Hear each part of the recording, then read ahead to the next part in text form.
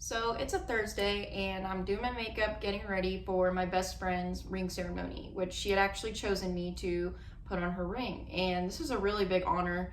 And like I said, I went ahead and got ready, went to the ceremony, put a ring on her, and was super happy, grateful, and proud of my best friend. Afterwards, I met up with my mom and my grandma, and the four of us went to lunch. And there's a little fact that I have been holding off from you guys, which is my name is Madison and I'm an alcoholic. And before getting ready, I actually had had a few glasses of wine and pre-gamed this event, which I normally always did. This was the norm for me. And I also went into all of these events knowing that immediately after I would be going into 21 days of inpatient rehab to treat my alcoholism.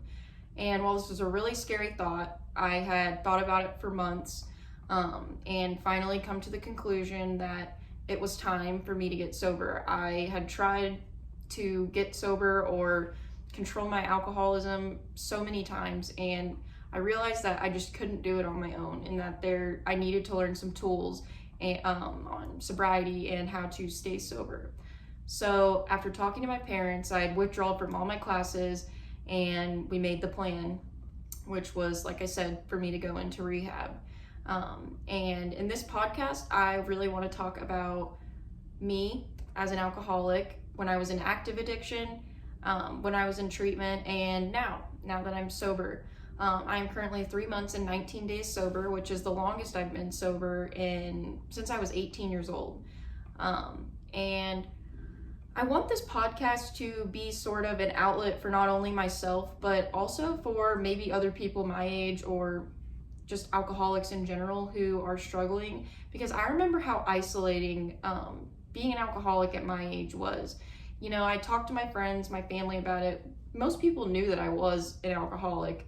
That wasn't really a secret, but they told me that I would phase out of it, or it was normal. I was in college.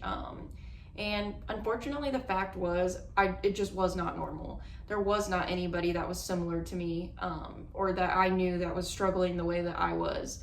And this was extremely lonely, and I felt like I had to be secretive about my problem. And I was very secretive. A lot of people just didn't know the extent to which I was drinking. So I want to make sure that there's a platform for people to confide or talk about their issues, because that's sometimes the only way to work through sobriety and your problems, is to talk through it. And that's helped me a lot. And going to inpatient rehab, I have a lot of funny stories, a little bit of struggles to share. And along with sobriety, it has brought me a lot of really good things. I've met some amazing people, had to cut out some people, and just create a safe environment for myself and kind of change up my entire life. I moved back home, moved in with my parents after living away from home for 4 years.